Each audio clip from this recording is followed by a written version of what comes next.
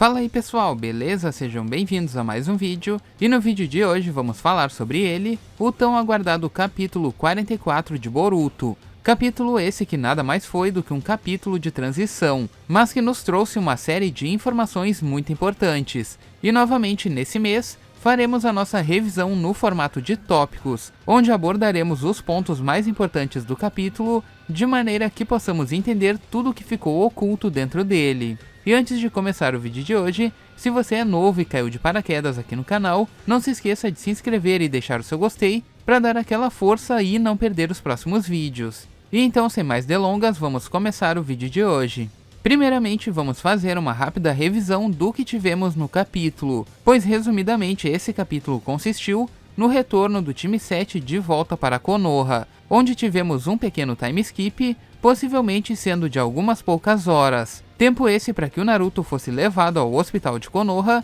e que o Amado pudesse ajeitar todos seus equipamentos para que ele pudesse dar início ao seu plano secreto. Durante isso tivemos algumas passagens de informações com relação ao ocorrido durante esse último combate com a Kara. Após isso, o Amado parte para Konoha e dá início assim ao seu plano. E esse então é basicamente o resumo do capítulo, e agora vamos pegar ponto a ponto do que tivemos dentro dele. Começando pela informação de que o Naruto já havia acordado, confirmando assim a nossa teoria do vídeo passado. Só que ainda assim ele não lembrava de absolutamente nada do que havia acontecido após ele ter sido selado, não sabendo nem ao menos se ele ainda estava vivo. Sasuke também, depois de inúmeros ferimentos no último combate, também apareceu normal, já recuperado da última luta. Isso em questão de apenas algumas horas em que a luta contra o Jigen acabou, já que havia sido datado pelo Amado que o Jigen recuperaria todo o seu chakra dentro do período de 2 dias, e quando Kashinkoji retorna à base da Kara,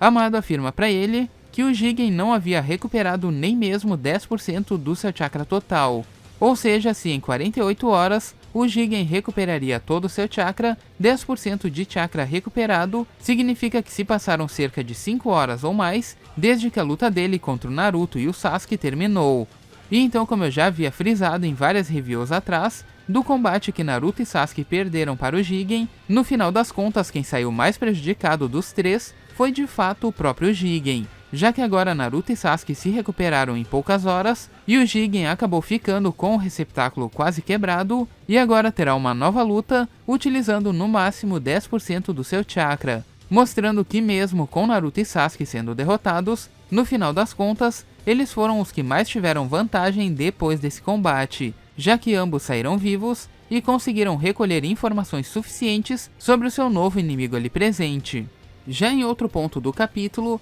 temos a informação de que a prótese do Kawaki está sendo rejeitada pelo seu próprio corpo, pois segundo Katasuki, o corpo do Kawaki é muito complexo para que ele possa fazer algo em relação ao seu braço agora, o que abre margem para que o Amado, adentrando Konoha, possa fazer o reparo do braço do Kawaki. Assim como a Delta afirma durante o combate com o Naruto, Amado poderia reconstruir facilmente o braço do Kawaki, e é justamente isso que o capítulo realmente tenta nos passar, já que o Amado afirma que ele só precisaria levar alguns fragmentos de células e algumas outras informações para Konoha, o que pode explicar a cena que vemos no flash forward do mangá, onde o Kawaki já teve o seu braço reconstruído pelo Amado, e que possivelmente o motivo dele estar querendo adentrar Konoha é o fato dele querer se encontrar com o Kawaki.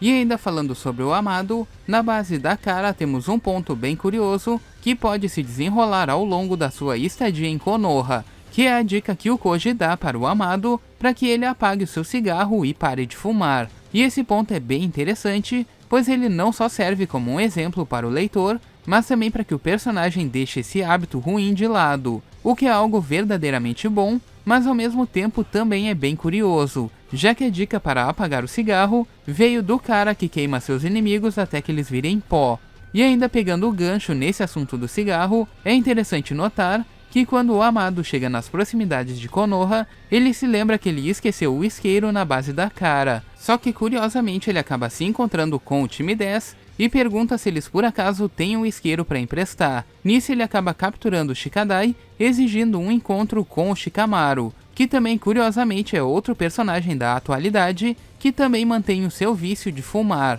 além dele também ter uma longa história do passado com o seu antigo mestre Asuma, que também mantinha esse mesmo hábito, e acabou deixando como sua última lembrança para o Shikamaru o seu isqueiro utilizado para manter esse hábito. Então certamente veremos esse encontro e possivelmente essa referência possa ser usada quando ambos se encontrarem pessoalmente.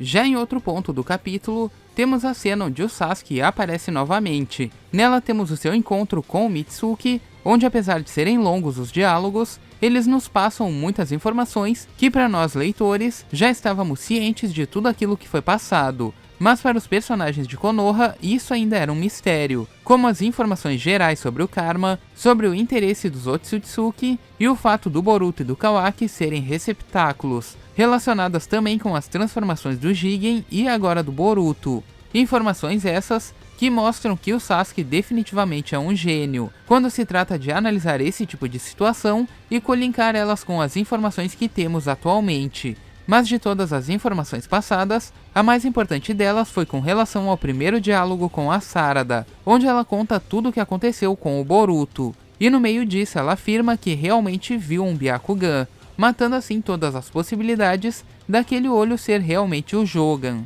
E ainda falando na Sarada, é interessante notar também que da luta passada do time 7, os que sofreram menos danos foram a Sarada e o Kawaki, enquanto Boruto e Mitsuki foram literalmente esmagados pelo Boro. E nesse último capítulo, tanto o Kawaki quanto a Sarada estavam de cama se recuperando, enquanto o Mitsuki estava de boas e o Boruto estava correndo para lá e para cá dentro do hospital. E agora, chegando no ponto em que o Amado se aproxima de Konoha, temos muitas informações importantes sobre ele, a começar pelo fato de que ele é um cara extremamente inteligente, tanto para lidar com situações de combate, quanto para desenvolver as suas ferramentas. Amado demonstra também ter um conhecimento absurdo sobre todos os shinobis de Konoha, mostrando saber a ficha técnica completa de todos com quem ele acaba interagindo, pois ele já sabia quem era o Shikadai, sabia que ele era o filho do Shikamaru, sabia quem era Moeg e também o seu sobrenome, sabia também como funcionavam as habilidades do clã Nara e também do clã Yamanaka, além de saber informações que nem mesmo nós que somos leitores sabemos, que são as informações sobre o Juubi, sobre a Kara, sobre o Karma, sobre o Jigen e principalmente sobre os Otsutsuki, mostrando que agora nesse exato momento da história, ele é o personagem mais importante dessa geração, pois ele será a ponte que liga tudo que vimos em Naruto até então, com a parte externa do planeta, podendo até mesmo ter informações sobre as origens e também sobre as ordens que o clã Otsutsuki executa. Além, é claro, dele ser extremamente habilidoso com as suas ferramentas, que por sua vez são extremamente perigosas e apelonas. Pois como vimos, quando ele é pego pelo Kagemani do Shikadai, ele simplesmente utiliza uma ferramenta que não só atordou os seus inimigos, como ela também reverte os ninjutsus do seu oponente, colocando o Kagemani para prender o Shikadai logo em seguida. Também vimos que ele utiliza uma espécie de coleira explosiva, que é dito que ele não precisa nem ao menos se mover para que ela exploda. Chegando nesse ponto, concluímos que uma das habilidades principais do Amado, com relação às ferramentas ninja, é o controle de todas elas através do comando de voz, como vimos com relação a Delta dentro desse capítulo, já que o Amado ainda demonstra um certo sentimento por ela como a sua suposta filha, mesmo que ela não compreenda isso e o trate como um traidor. Com isso, o Amado evita um combate desnecessário e apenas desativa ela com um comando de voz, ordenando para que ela simplesmente desative. O mesmo possivelmente aconteceu meio despercebido com a coleira explosiva, quando ele afirma que não precisava se mover para ativá-la, mas meio que de canto, ele acaba falando a palavra Boom, que possivelmente serviu como um comando de voz para que a coleira viesse a explodir logo em seguida, mostrando que de todas as ferramentas que ele criou, todas elas supostamente possuem algum comando de ativação e desativação, assim como o próprio Koji sugeriu nesse capítulo, mas sobre o Kashin-Koji é assunto para outro vídeo. Agora, com relação ao objetivo do Amado querer adentrar Konoha, a gente ainda não imagina para que seja, já que tivemos uma virada completamente inesperada desse personagem, mas o que podemos imaginar é que ele queira trocar o Shikadai pelo seu refúgio em Konoha, para que assim ele possa se aproximar do Kawaki, o consertar e assim o controlar para sair de Konoha por conta própria, pois não podemos esquecer que o Kawaki é uma ferramenta ninja viva, e que foi completamente modificado pelo Amado. E assim como a Delta também tem todo o seu corpo modificado, o Kawaki também deve possuir algum tipo de comando que só responde quando interage diretamente com a voz do amado, seja para ligar e desligar, como também para controlar e manipular as suas vontades. E com isso todos que cercam o Kawaki vão correr perigo, justamente por estarem sempre com a guarda baixa próximos a ele, em especial o Naruto, que no futuro suponhamos que ele já esteja morto, e também para o Boruto, que no futuro possui uma cicatriz muito misteriosa. Portanto, o que resta agora é saber qual a verdadeira intenção do amado com Konoha. Pessoal, infelizmente essa revisão vai terminando por aqui, pois o vídeo já está ficando meio longo, mas não se preocupem, pois eu deixei alguns assuntos do capítulo de fora desse vídeo, pois assim como no mês passado, esse mês também teremos mais vídeos exclusivos, trabalhando teorias com o que eu não comentei dentro dessa review. Teremos teorias sobre o Koji, sobre o Kawaki, sobre o Jigen e também sobre mais alguns pontos dentro desse capítulo.